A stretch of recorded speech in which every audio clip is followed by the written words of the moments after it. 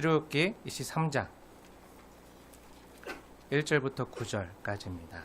주보에 잘못 기재되어 있는데 23장 1절부터 9절까지의 말씀, 조금 길지만 하나님이 저와 여러분에게 사랑하기 때문에 주시는 은혜의 말씀, 언약 법전으로 받으시면서 한 절씩 교독하겠습니다. 제가 먼저 읽겠습니다. 너는 거짓된 풍설을 퍼뜨리지 말며 악인과 연합하여 위증하는 증인이 되지 말며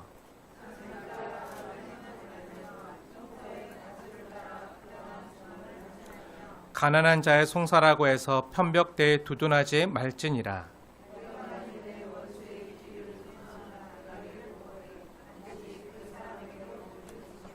내가 만일 너를 미워하는 자의 나귀가 집을 싣고 엎드러짐을 보거든 그것을 버려두지 말고 그것을 도와 그 짐을 부릴지니라.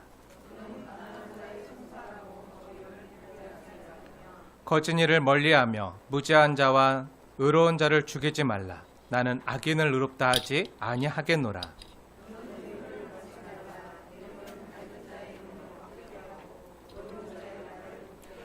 함께 읽겠습니다.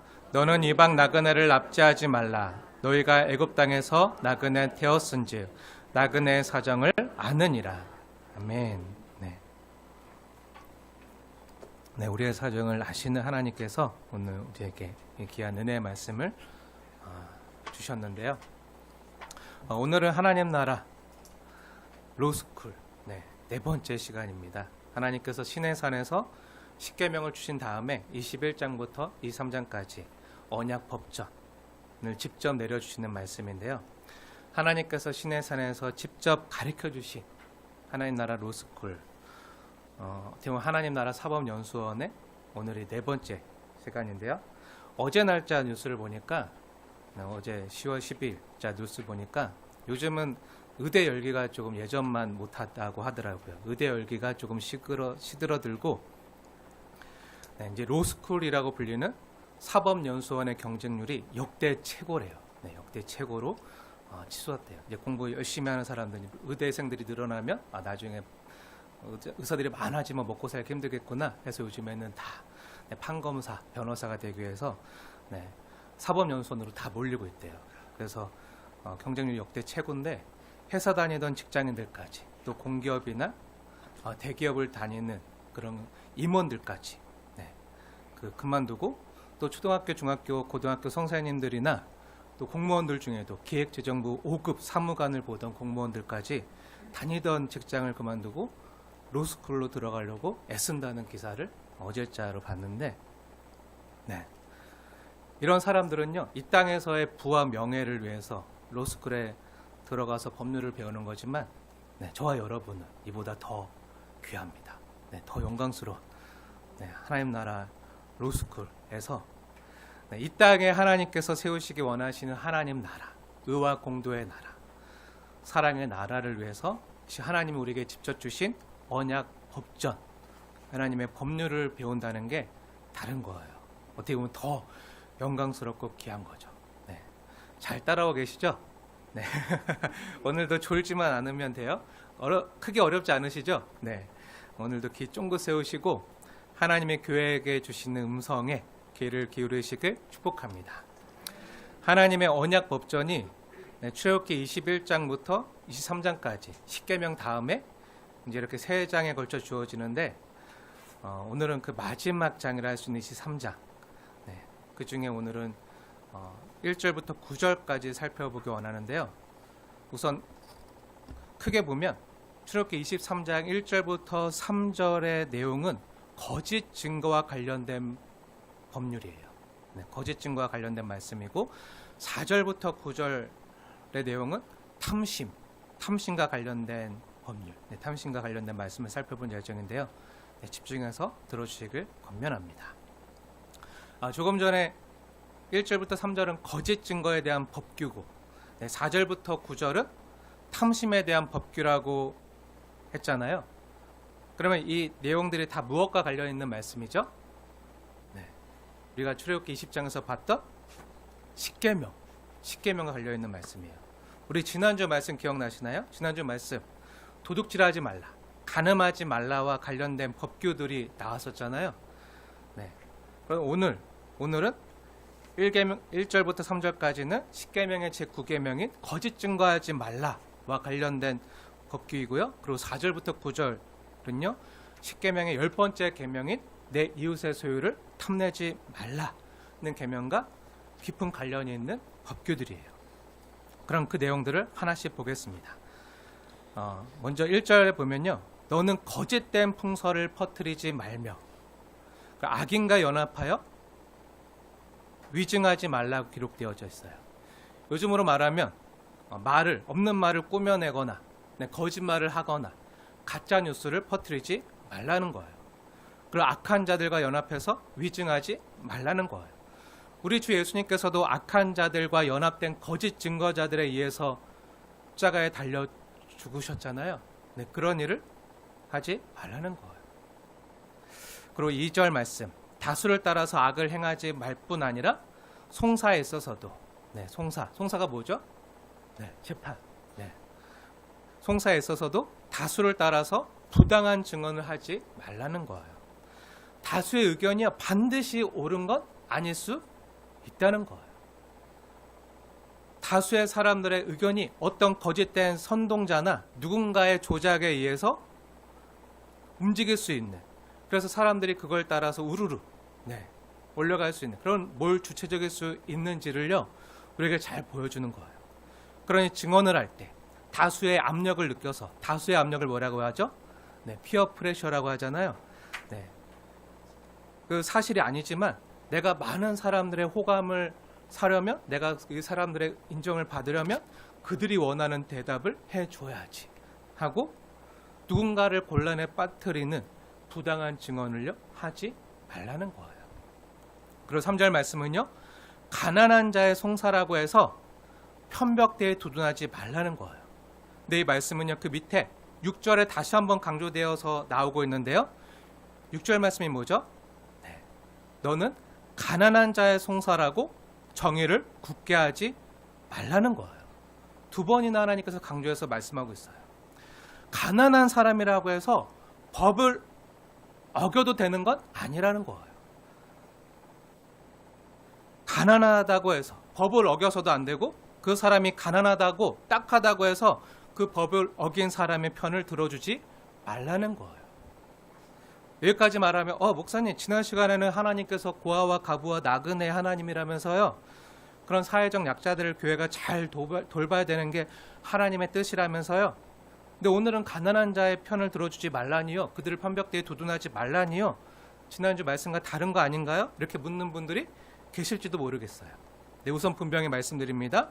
하나님은 고아와 가부와 나그네 하나님이십니다. 저나 여러분 같은 약한 자의 하나님이 되십니다.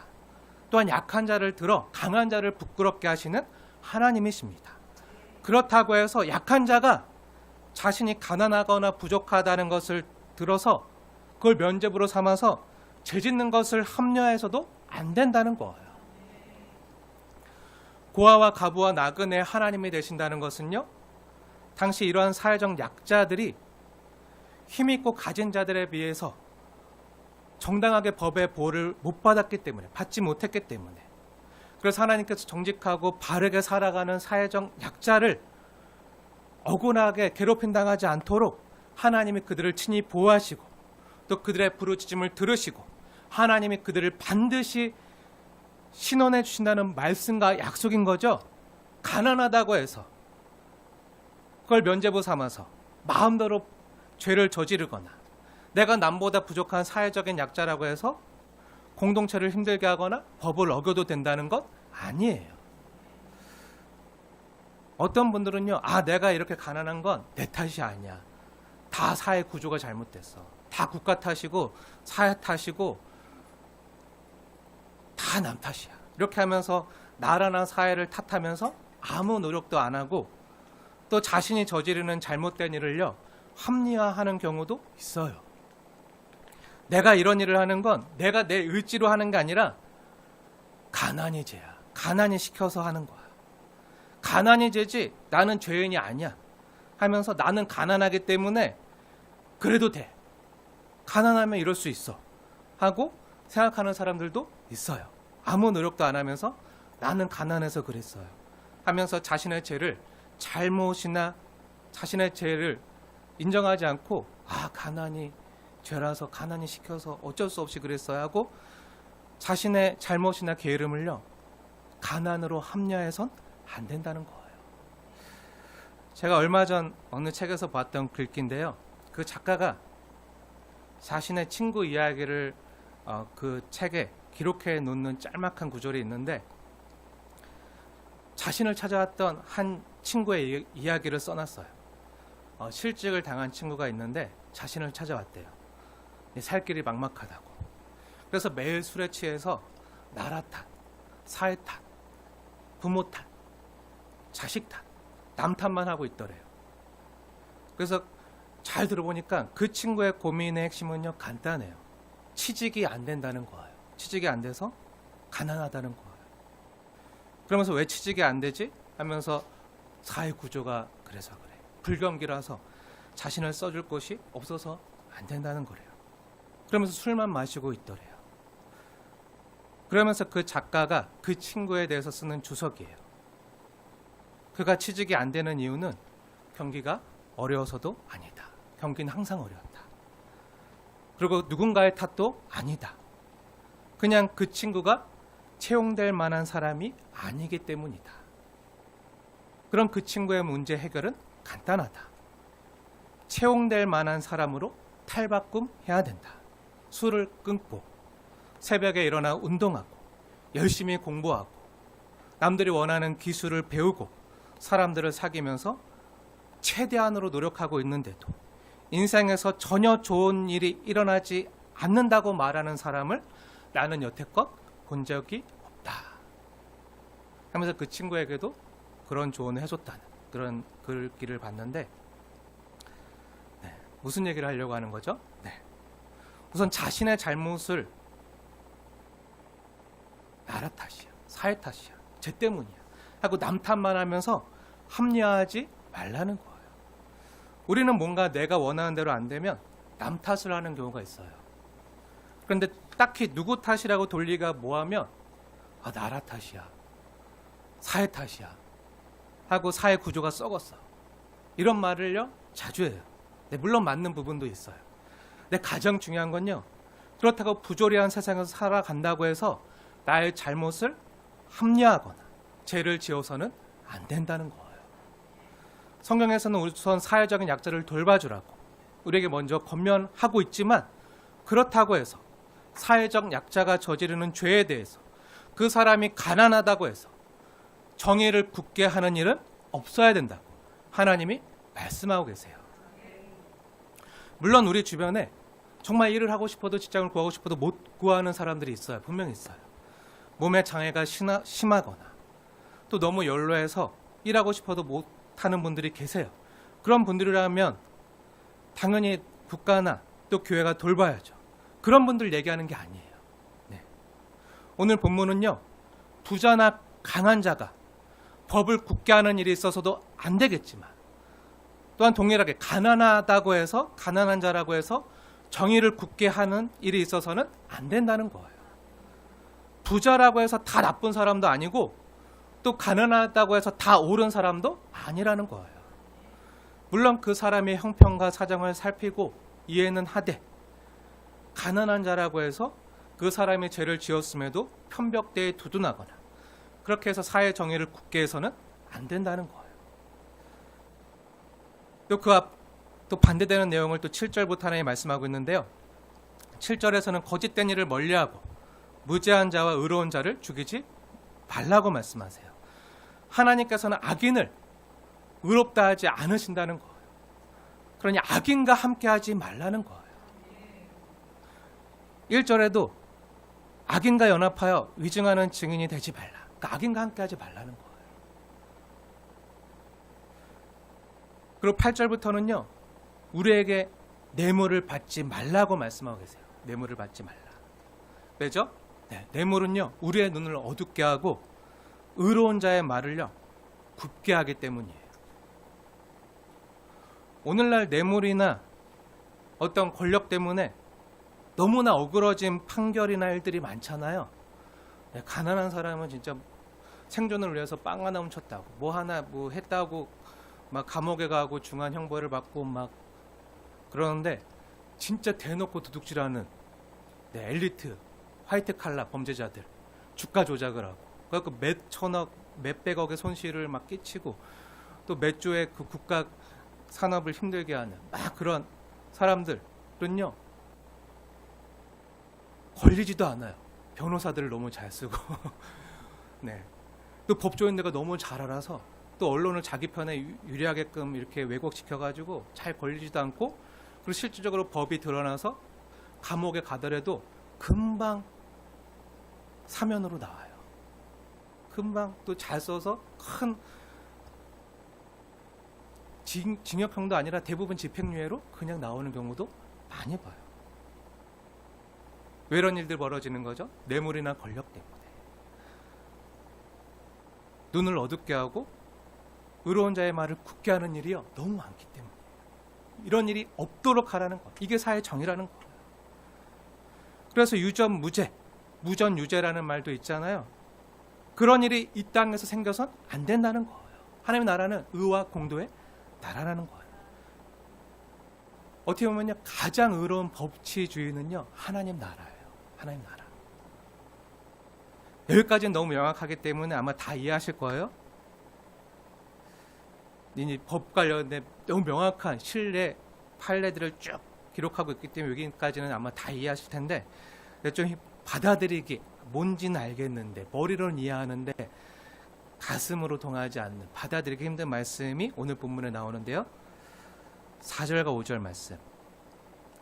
이 4절과 5절 말씀은요, 내 이웃의 소유를 탐내지 말라는 법규와 관련해서 나오는 매우 독특한 말씀인데요. 누구에 대한 말씀들이죠? 네, 원수와 관련된 부분이에요. 만일 원수의 소나 나귀가 길을 잃거나 엎드러져 있으면 어떻게 하라는 거죠? 아이고 고소하다 잘됐다 이러지 말고 어떻게 하라는 거죠? 그냥 내버려 두지 말고 가서 도와주라는 거예요. 원수에게 그걸 돌려주라는 거예요. 우리 4절과 5절 말씀 함께 읽어볼까요? 시작.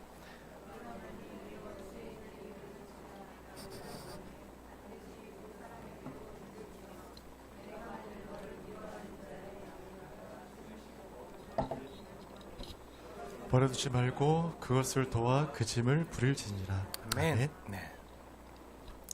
무슨 말이죠? 네. 원수를 도와주라는 거잖아요. 한마디로 말하면. 또 원수가 잘 힘든 일, 어려움을 당할 때 아유 고소해, 아 깨소금 맛이야 이러지 말라는 거잖아요. 네. 근데 우리는요, 나에게 잘못한 사람, 내가 원수처럼 여기는 사람이 있으면 그 사람이 뭔가 잘 안 되는 일이 생겼다는 소식을 들으면 속으로 어떻게 하죠? 아우 속 시원하다. 아우 부었던 체중이 슉 내려가네. 아우 고소해, 깨소금 맛이야. 이게 뭐죠? 죄인된 본성이, 우리 본성, 악한 죄인 본성. 나는 좀 그래도 원수의 목전에 가서 크게 웃어주진 않는다 할지라도 멀리서 아유 그거 잘됐다. 나를 그렇게 힘들게 하더니, 내 눈에서 피눈물 나게 하더니 아주 속이 시원하다. 그게 우리 죄인된 사람의 마음이잖아요. 근데 하나님께서는 뭐라고 말씀하시는 거죠?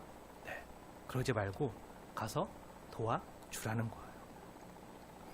함께 공동체 내에서 부대끼고 함께 얼굴 보고 살아가는 지체와 이웃에 대해서 적대 감정을 갖지 말고 도리어 어떻게 하라는 거죠? 네, 먼저 다가가서 도와주라는 거예요.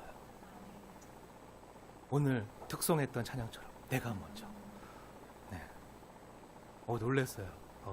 어떻게 오늘 말씀과 정확히 하나님이 일치하는 곡을 올리게 해주셨는지. 네, 내가 먼저. 어묵거리지 말고 다가가서 손 내밀고 도와주라는 거예요. 먼저 손 내밀라는 거예요. 예수님께서 뭐라 말씀하셨죠? 원수를 사랑하라고 말씀하셨잖아요. 이 말씀이 오늘 본문에 나와 있는 거예요. 근데 이게 쉽나요? 쉽나요? 쉬워요? 어렵죠. 네, 용서하기도 쉽지 않은데 용서만 해줘도 다행이지 원수를 사랑까지 하라니요. 원수를 참아주는 것도 정말 못할 짓인데 힘든데 원수에게 찾아가서 이 녀석 나한테 너 저번에 그랬어. 이에는 이, 눈에는 눈. 하나님 율법에 말씀해서 당해봐라. 내가 더하진 않아도 너가 나한테 해준 대 똑같이는 내가 갚아줄 거다. 정당한 대가를 치르게 할 거다. 본때를 보여줄 거다. 이렇게 하지 않는 것만도 정말 난 할 일 다 했어. 그거로 만족하는 우리 죄인된 본성을 갖고 있는 난데요. 그것도 정말 쉽지 않은 일인데, 아니 오히려 원수를 사랑하고 선대하라고요? 이게 무슨 말입니까? 하고 생각하는 분들이 혹시 계실지도 모르겠어요. 우리는 잘 알아요. 머리로는 이해해요.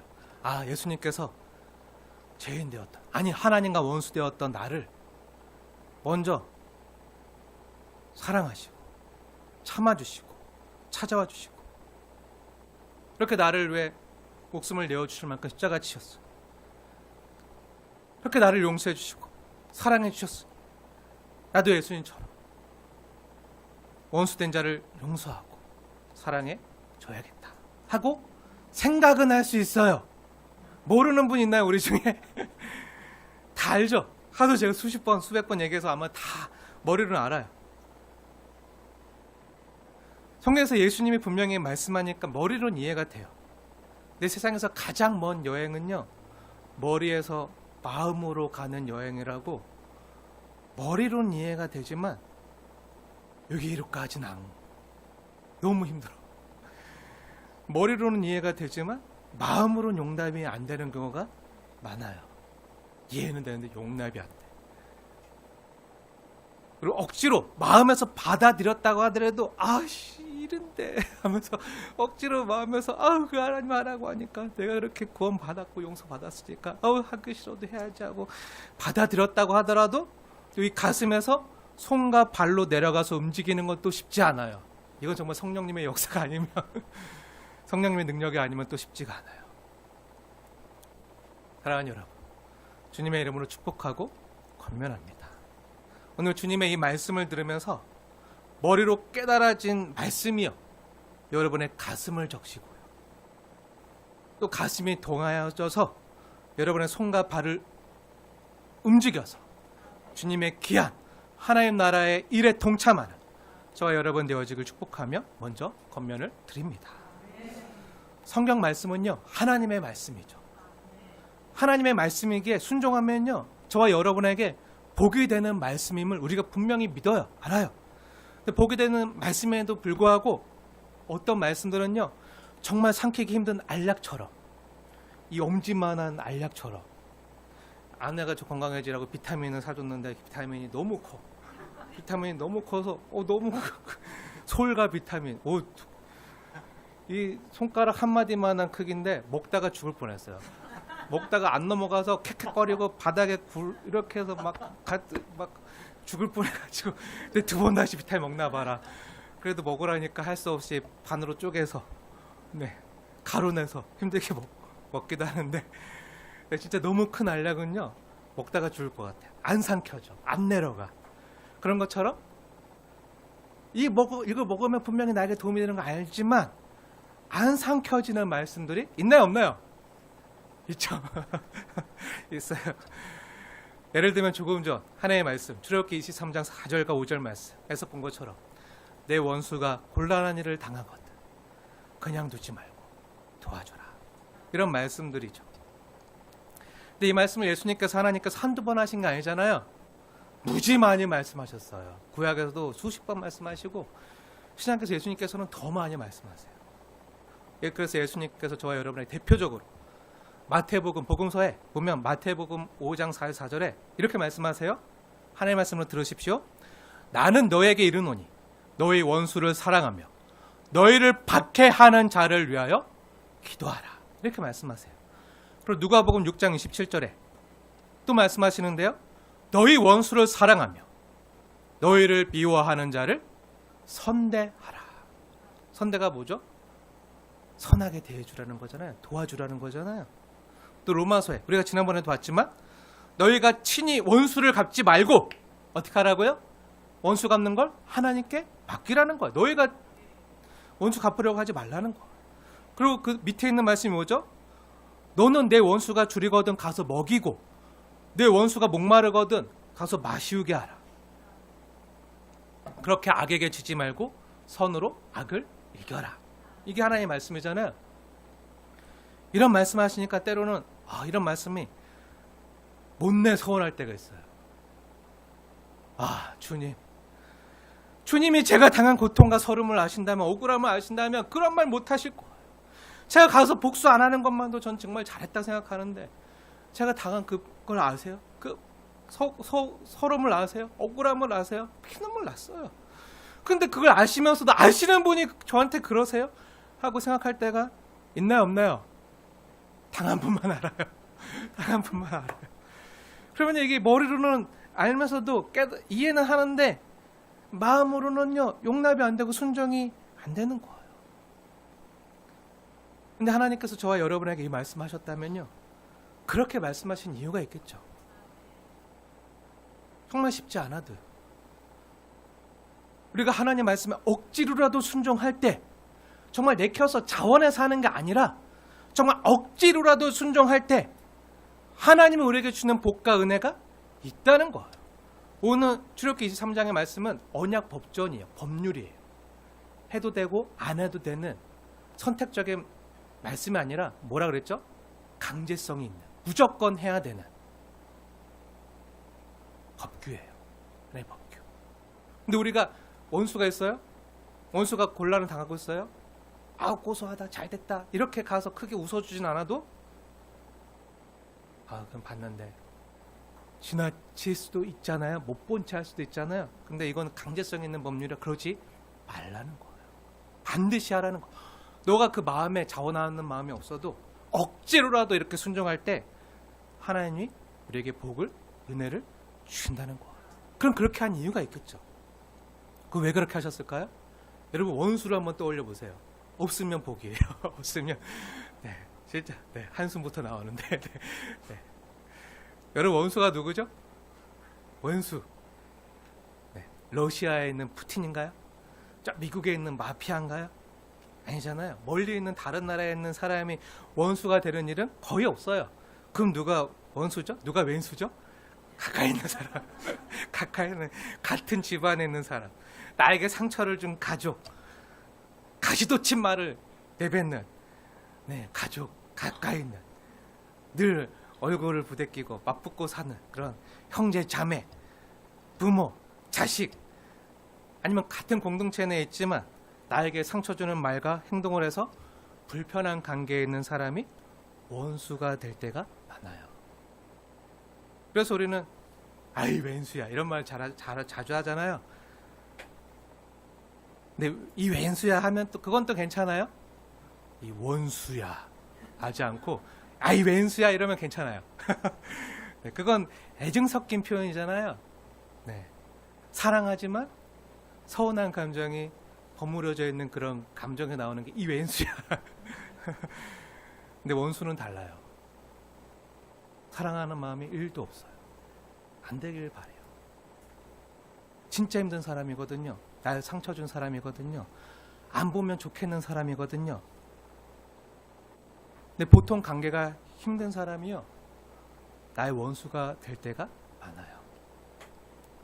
그래서 사랑하는 여러분 축복합니다. 가장 지혜로운 건요, 원수를 안 만드는 거예요. 여러분 원수를 안 만드시길 축복합니다. 아멘. 원수를 안 만드는 가장 좋은 방법이 뭘까요? 원수를 안 만드는 가장 좋은 방법은요, 예수님 닮는 거예요. 예수님 닮는 거. 예수님의 인격과 성품을 닮아서 친절하고 누군가를 배려하고 온유하고 겸손하고, 그래서 늘 정감 어린 따스한 말과 행동으로 주변 사람들을 대하면 원수가 안 생겨요. 그럼 돼요. 내가 먼저 예수님 닮은 사랑의 사람이 되면 내 주변이요 행복해져요. 우선 내가 먼저 행복해지고요, 또 나 만나는 주변 사람들이요 행복해져요. 근데 원수가 있으면, 내가 미워하는 사람이 있으면 누가 먼저 불행해지죠? 그 원수는 몰라. 근데 나는 불행해. 나는 힘들어. 나는 힘들어. 그래서 하나님 우리에게 복으로 주신 말씀이에요. 원수를 만들지 말라. 사랑하는 여러분 축복합니다. 예수님을 닮은 여러분 때문에 여러분의 가정이요, 여러분의 교회가요, 여러분의 직장과 일터가, 또 여러분이 만나는 사람들이요 행복해지시길 축복합니다. 행복을 주는 사람이에요. 우리는 예수님의 행복의 통로예요. 근데 뭐가 문제죠? 우리의 말과 행동이요 예수님 닮은 모습보다 닮지 않은 모습이요 더 많다는 게 늘 우리의 아픔이에요. 우리의 문제예요. 이웃 사랑보다 뭐가 늘 앞서죠? 자기 사랑이 앞서요.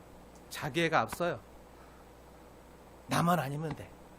내 옆에 있는 사람이 어떻게 되든 이웃 사랑보다 자기 사랑이 늘 앞서는 죄인데, 우리는요 늘 내 입장에서 먼저 생각해요. 저 사람이 지금 날 무시했나? 저 사람이 나에게 상처 줬나?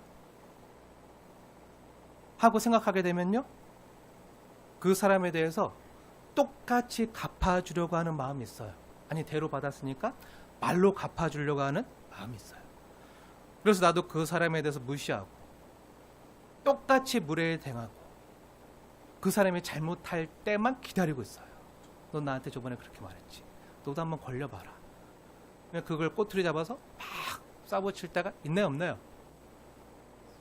네, 저는 있어요. 아내한테 무슨 소리, 서운한 말 들으면 나한테 그랬어. 그걸 잘 기억하고 있다가 나중에 아내가 나한테 했던 말을 똑같이 아내한테 들려주는 경우가 있었을까요, 없었을까요? 네, 이따 끝나고 남으세요? 따로. 아니, 그것 때문에 남으란 거 아니고 따로 할 얘기가 있어서. 이건요 제가 말해줄 수 없고 우리 사모님한테 확인해 보세요. 제 아내한테 확인해 보세요. 네, 저도 없길 바라지만 네. 가끔 그럴 때가 있어요. 그런데요 나는 전혀 그럴 의도가 없어요. 나는 그럴 의도가 전혀 없는데 상대방이 오해해서 받아들일 때도 있어요. 저도 그런 오해를 많이 받는데요. 제가 주변 목사님들로부터, 노예 목사님들로부터 가장 많이 듣는 오해한 말이요. 근데 나중에 저하고 좀 가까워지고 친해지면 찾아오셔서 저한테 이렇게 말씀하세요. 대놓고 직접. 목사님은, 이호수 목사님은 참 관계를 어렵게 하는 은사가 있으시네요. 이렇게 말씀하세요.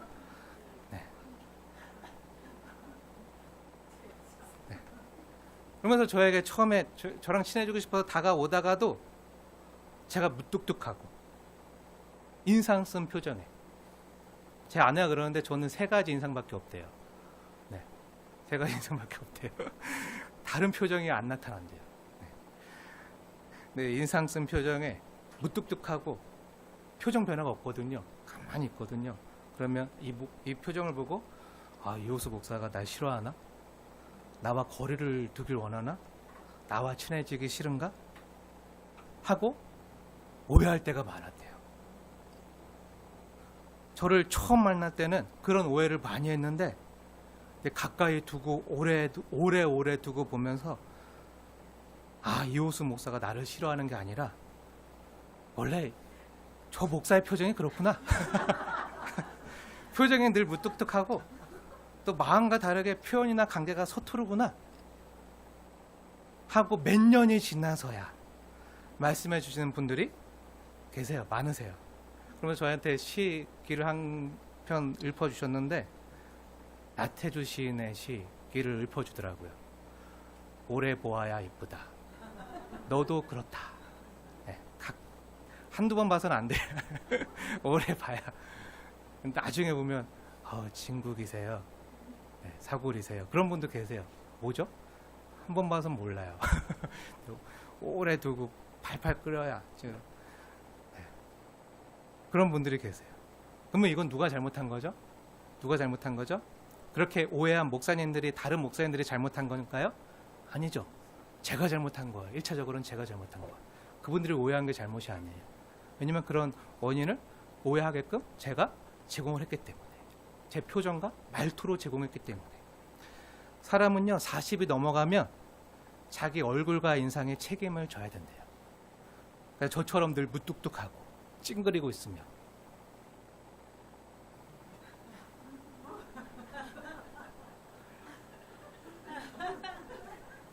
이러고 있으면요 다가오기 어려운 사람이 돼요. 그래서 아내가 저를 볼 때마다 여보 웃어봐, 무서워 웃으라고 말할 때가 있어요. 저도 그런 이야기를 들은 후부터 그런 인상으로 굳어지지 않기 위해서 예수님이 웃으시는 모습을 떠올리면서 혼자 웃어볼 때가 있어요. 제가 웃으면 제가 말해요. 찡그리지 말고 좀 웃어봐. 그러면 제가 웃어줘요. 웃어줘요. 웃으면 바보 같대요. 하라고 해서 했는데 웃어보라 그래서 웃어봤는데 웃었는데 바보 같대. 그래도 바보 같다는 소리를 들어도 웃으려고 해요. 여러분도 웃으십시오. 웃으려고 해야 돼요. 그리고 말투도 고쳐야 돼요. 말투도. 아기가 없는데도 자기도 모르게 굳어진 말투 때문에 관계를 어렵게 할 때도 있어요. 내 말투가 나는 몰라요. 근데 내 주변 사람들이 옆에 있는 사람이 당신 말투 왜 그래? 왜 말투가 이렇게 뾰족해? 말투가 조금 뾰족하다거나 차갑다거나 말투가 이렇게 거칠어? 라는 소리를 한두 번이나 들은 분들이 있다면 말투를 조금 부드럽게 하거나 따스하고 정감 어린 말투로 고치려고 애쓸 필요가 있어요. 근데 이게 안 되잖아요. 좋은 방법 알려드릴게요. 말을 천천히 하세요. 야, 이 강아지야. 이거 따라하지 마세요. 가장 직설적인 나쁜 표현을 제가 어떻게 그러면요 이게 욕으로 들리시나요?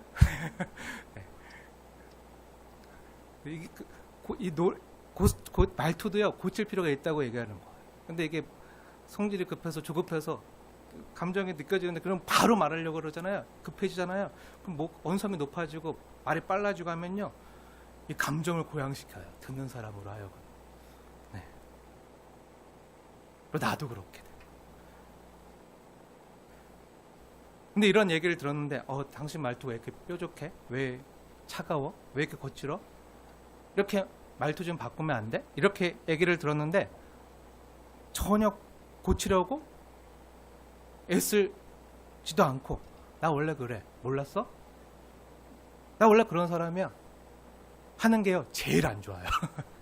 여러분 그런 분들이 한 분도 없게 되기를 축복합니다. 나 원래 그래. 몰랐어? 하는 게요 제일 안 좋아요. 이게 뭐죠? 나는 아무 노력도 안 할 테니까 너가 나한테 다 맞춰. 그냥 자기 중심적인 거거든요. 이기적인 거거든요. 맞춰주시길 축복합니다. 이게 배려예요. 이게 친절이에요. 사랑하는 여러분 축복하고 건면합니다. 저도 오랜 시간 굳어져서 잘 안 되고 힘들지만요. 저도 늘 예수님 바라보면서 노력할 테니까 여러분의 인상과 말투 역시요. 예수님 닮은 말투로 또 예수님 닮은 모습으로 고치시길 축복합니다.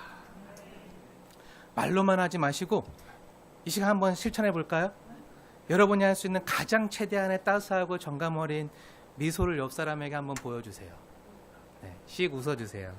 웃으세요. 웃으세요. 옆 사람이요 바보 같아 하면 잘한 거예요. 옆 사람이 아우 참 바보 같아요 하면 잘하신 거예요. 그렇게 늘 옆에 있는 사람을 웃게 해주는 웃게 해주는 저와 여러분 되어주 축복합니다. 우리 주 예수님께서는요 원수를 사랑하고 그를 선대하라고 말씀하셨어요. 예수님의 말씀이에요. 사랑하는 거에서 그치지 말고 선대하래요. 이 말씀에는요 우선 원수를 용서하고 미워하지 않는 게요 전제되어 있어요. 이게 돼야 다음이 가능하거든요. 근데 이렇게 말씀하신 말씀 속에는요 어떻게 보면 그 원수를 향한 말이 아니라 저 여러분을 향한 하나님의 큰 사랑이 들어가 있는 거예요. 왜냐하면 저와 여러분이요 누군가를 원수처럼 생각하고 누군가를 미워하면요 여러분의 마음과 생활이요 지옥이 돼요. 지옥이 돼요. 천국을 잃어버려요. 평안을 잃어버려요. 하나님 나라를 누리는 게요, 어려워져요. 불가능해져요. 만약 내가 나를 힘들게 하고 상처 준 사람이 너무 미워서 그 사람을 증오하게 되고, 그래서 그 사람에 대한 원수를 갚으려고 한다면 하나님이 주신 정말 많은 것들을요, 잃어버리게 돼요. 그래서 하나님이 나에게 주신 그 시간을요, 어떻게 쓰죠? 그 사람에게 복수할 궁리를 하면서 쓰게 돼요. 저번에 나에게 그런 상처 줬지, 어떻게 해야 잘 갚아주지 하고 복수할 궁리를 하면서 시간을 쓰게 돼요. 그 시간 동안 마음이 지우게 되는 거예요. 평안이 깨져요. 그 많은 시간을요, 증오심과 미움으로 채워야 되는 거예요. 생각 안 하려고 해도요, 계속 생각나요. 그것으로 마음이 우울해지고 어두워지고 힘들어지고, 그러면서 몸이요, 상하게 돼요. 그 스트레스로 인해서 몸이 상하게 돼요. 그래서 하나님께서 잠언 17장 22절 말씀에 심령의 근심은 뼈를 마르게 하느니라. 뼈가 마르면 어떻게 되죠? 뼈가 마르면 온몸에 피가 안 돌아요. 뼈가 어떤 일을 하죠? 피를 만들어내는 공장이잖아요. 근데 뼈가 마르면 심령이 상하게 되고 근심이 있고 스트레스가 있으면 온몸에 피가 안 돌고 결국 몸을 상하게 해요. 그러면 내 자신도 안 좋지만 공동체에도요, 안 좋아요. 내가 그 사람을 미워하는 것을 또한 정당화하기 위해서 우리는 다른 사람을 붙잡고 나를 힘들게 했던, 나에게 상처 줬던 그 원수에 대한 비방을 하기도 해요. 왜? 나의 정당성을 확보하기 위해서. 내가 이렇게 하는 거는 그 사람이 예전에 나에게 이런 일을 했기 때문이야. 그 사람은 이런 일을 당해도 싸. 아니, 오히려 부족해. 너도 같이 해줘. 하고 분란을 만들어요. 편을 갈라요. 그러면서 내 편을 만들기 위해서 그 사람이 나에게 어떻게 했는지 알아? 나한테 뭐라고 했는지 알아? 하면서 그 사람 미워하는 것을 스스로 정당화하면서 다른 사람을 붙잡고 비방하게 돼요. 수근수근하다. 그러면요, 공동체가 어떻게 되죠? 공동체가 하나 되지 못하고 분열이 돼요. 분란이 생기는 거죠. 사랑하는 여러분, 예수님께서 원수를 사랑하고 선대하라고 말씀하신 이유는요, 우선은 그 원수를 위해서가 아니라 원수 때문에 힘들어하는 저와 여러분을 살리기 위해서예요.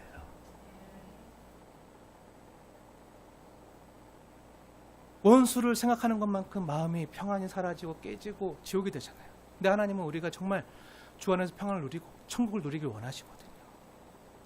근데 예수님 말씀에 순종해서 원수를 사랑하고 선대하면요, 원수가 없어져요. 다시 한번 축복하고 권면합니다.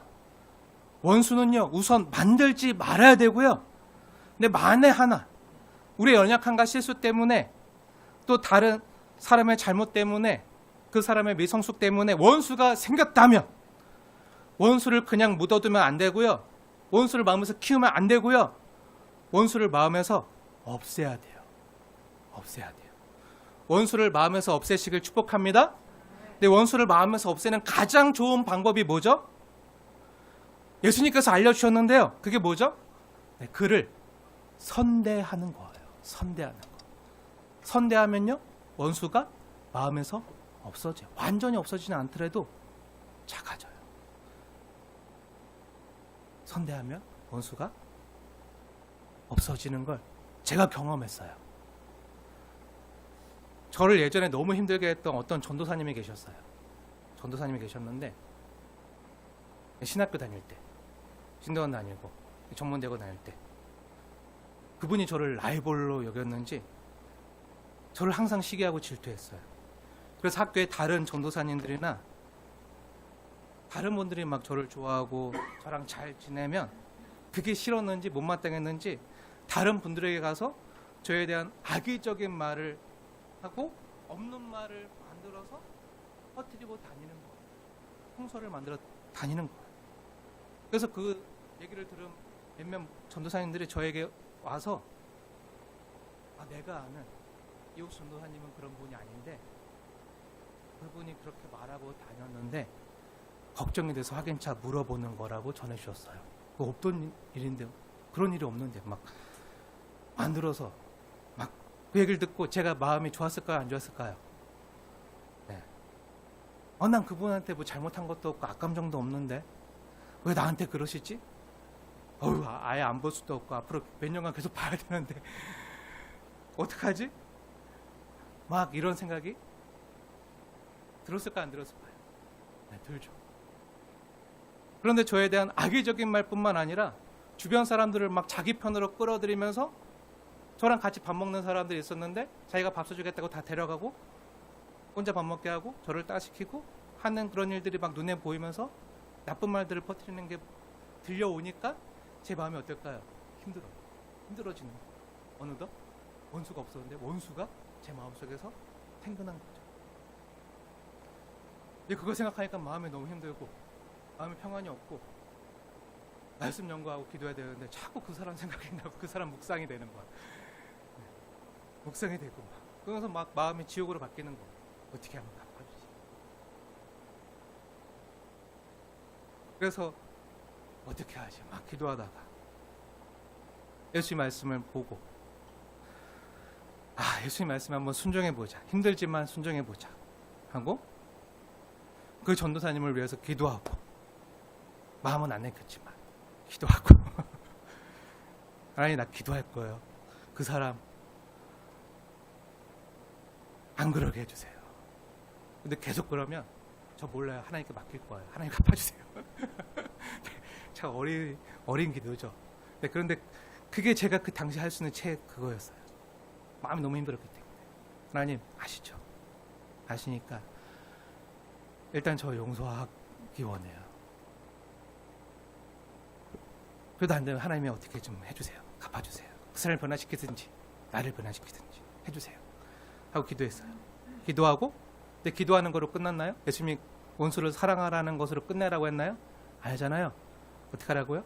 원수를 사랑하고 선대하라고요. 그래서 선대하기로 했어요. 내가 미워하지 않고 용서하지 않는 거, 용서하는 것만도 정말 잘했는데 선대까지 해야 돼. 어떻게 하지?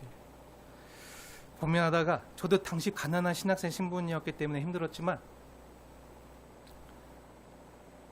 그분을 위해서 성경 연구할 때 책 사서 보시라고 봉투에 편지까지 써가지고 거금 10만 원을 담아서 선물로 드렸어요. 네. 10만 원 별거 아닌 것 같지만 당신 진짜 그 차비도 없고 밥값도 없어 굶어야 될 저희 어머님도 그때 일본에 가 계시고 진짜 그 장학금 받고 근로 열심히 알바해가지고 버는 거로 생활할 때였기 때문에 10만 원은 큰 돈이었거든요. 책 사볼 돈이었는데. 근데 그걸 나를 위해 안 쓰고 그분을 위해서 거금 10만 원을 담아서 선물로 드렸어요. 고민 많이 했죠. 이거로 뺨이 난. 봉투 싸대기 한번 맞고 싶다. 누가 김치 싸대기도 시원찮을 판에 드리는 게 쉽지 않았지만 이걸 진짜 순종해봤거든요. 순종했는데 그랬더니 갑자기 기적이 일어났어요. 드리는 순간 저의 마음에 평안과 천국이 찾아들었어요. 그리고 그렇게 선대했더니 그분이 저에 대한 비방을 그쳤어요. 그리고 원수는 사라지고 동료가 생겼어요. 그리고 밥을 같이 먹재. 내 친구들하고 같이 같은 동료 전도사님하고 같이 밥 먹는 그 모임 같이 밥 먹자고 같이 오는 거예요. 원수가 사라지고 이웃 생기는 거예요.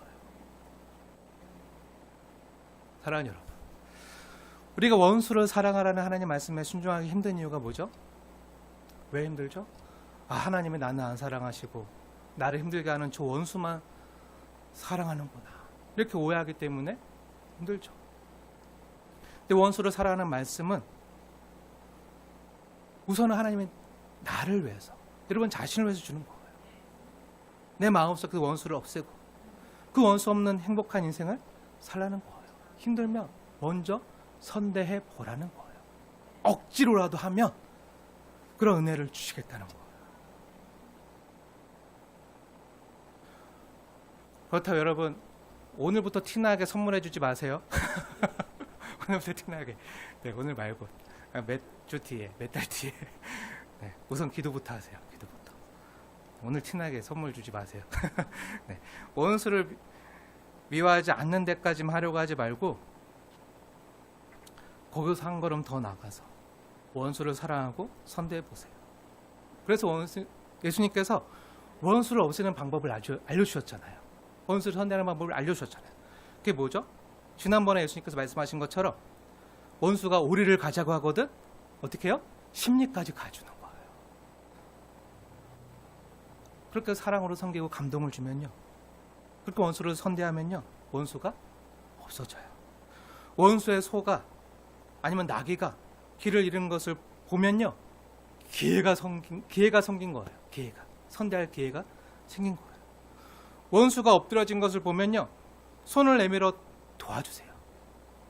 원수가 줄이고 있으면요, 밥을 사주세요. 목말라 하면요, 물을 떠다 주세요.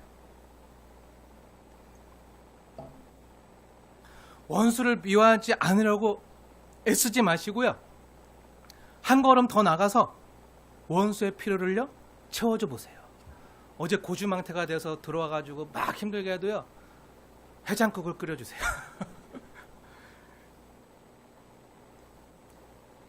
원수의 자녀가 보이면 밥을 사주시고요, 그 자녀의 손에 용돈 10,000원이라도 손에 쥐어줘 보세요. 그러면 원수가 사라지고 친구만 남는 은혜를요 맛볼 거예요. 이게 악에게 지지 않고 선으로 악을 이기는 길이래요. 그래도 원수가 남아있으면 어떡하죠? 네, 성경에 하나님 말씀하신 대로 하나님께 기도하면 돼요. 원수를 여러 번이 갚으려고 하지 마시고 우리의 아픔과 우리의 상처와 모든 걸 아시는, 또 우리의 억울함을 신원해 주시는 하나님께 맡기는 거죠. 그것만큼 확실하고 공의가 이루어지는 방법은 없어요. 왜죠? 이 땅에서의 삶이 전부가 아니기 때문이죠. 그리고 원수 때문에 억울해서 기도하거든요. 아니면 원수를 위해서, 여러분 정말 억울하면 어떻게 되죠? 너무 힘들면 어떻게 되죠? 기도하게 되잖아요. 그러니까 나와서 엎드리게 되잖아요. 그럼 그게 억울해서 나 때문에 살려달라 기도하는 거든, 아니면 원수를 위해서 예수님 말씀에 순종하기 위해서 원수를 위해서 기도하는 거든, 그렇게 기도하는 동안은 뭘 하는 거죠? 하나님과 교제하면서, 하나님께 내 삶을 맡겨드리면서, 내 감정과 아픔을 다 맡겨드리면서, 그러면서 주님이요 나를 하나님의 사람으로 다듬어 가시는 거예요. 그 원수 때문에 하나님께 더 나가고 기도하고 하나님을 의지하고 하나님께 매달릴 때요, 하나님은요 나를 향한 일을요 시작하시는 거예요. 그렇게 나의 모난 부분을 다듬어 가시고 내 자아를 깨트리시고 그렇게 예수님 닮은 형상으로 만들어 가시는 거죠. 사랑하는 여러분, 우리 주변에 축복합니다. 바라만 봐도 사랑스러운 사람이 되시길 축복합니다. 생각만 해도 좋은 사람이 되시길 축복합니다. 떠올리기만 해도 힘이 되는 사람이 되시길 축복합니다.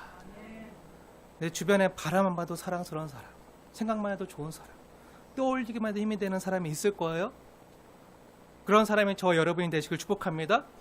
근데 만약 바라만 봐도 힘든 사람, 생각만 해도 그런 사람이 있다면요, 그래서 그런 원수가 있다고 하더라도, 그래서 그 사람의 얼굴을 대면하는 것이 고통스러운 사람이 있다면요, 기억하세요. 바로 그 사람이요 나를, 여러분 한 사람 한 사람을 하나님께 나아가게 하는 통로가 되는 거예요. 나를 기도하게 하는 그런 사명자가 되는 거예요. 하나님은요 저와 여러분 모두가 서로 사랑하길 원하십니다. 그리고 눈에 보이는 옆에 있는 지체를 사랑하는 것으로, 눈에 보이지 아니하시는 영이신 하나님을 사랑하는 것을 보이라고 말씀하신 분이요 바로 사랑의 하나님이세요. 그러면요 그 원수는요 우리가 그 원수를 사랑하고 선대하면 우리가 하나님을 사랑하는 걸 하나님께 보이는 게 되잖아요. 오늘 출애굽기 23장의 말씀은 해도 되고 안 해도 되는 말씀이 아니라 원수가 어려움을 당하며 내버려 두지 말고 마음에 안 내켜도 가서 도와주고 선대하라는 강제성이 있는 법규예요. 이게 하나님의 언약 법전이에요. 그 왜 이렇게 하라고 하셨다고요? 억지로라도 강제로라도 왜 이렇게 하라고 하셨다고요? 그 원수를 위해서요? 아니요. 여러분 자신을 하나님 사랑하시니까 이 땅에서 천국을 이루라고, 천국을 누리라고, 하나님 나라를 경험하라고, 내가 이 땅에 세워가기 원하는 하나님 나라는 이런 사랑의 나라라고 알려주시는 거예요. 그래서 이 말씀을 언약 법전 가운데 강제성 있는 말씀으로 주신 거예요. 하나님의 말씀에 억지로라도 순종하며 내 마음속에 있는 원수가 없어질 수 있다는 것을 깨달으라는 거예요. 하나님이 이 언약 법전을 왜 주셨다고요? 네, 이렇게 사는 게 바로 하나님 나라다.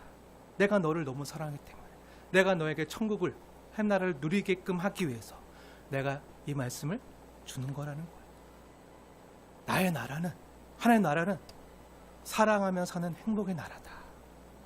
내가 이 나라를 세우기 위해 하나님과 원수되었던 너를 먼저 사랑했고 선대했다. 그렇게 하나님 나라가 이루어졌다. 이제 이 사랑의 나라, 이 하나님 나라를 함께 누리지 않을래? 나는 하늘에서 뜻이 이루어지는 것 같이 땅에서도 내 뜻이 이루어지길 원한다. 아니, 이 천국을 너의 원수가 아니라 너가 이 천국을 너의 삶 가운데서 누리기 원한다. 이것이요, 오늘 이 말씀을 주신 하나님의 의도예요. 예수님께서 우리에게 주기도문을 가르쳐 주신 원래 의도고요. 이 예수님과 함께 천국을 누리며 사십시오. 뜻이 하늘에서 이루어진 것처럼 땅에서도 천국이 이루어질 것입니다. 기도하겠습니다.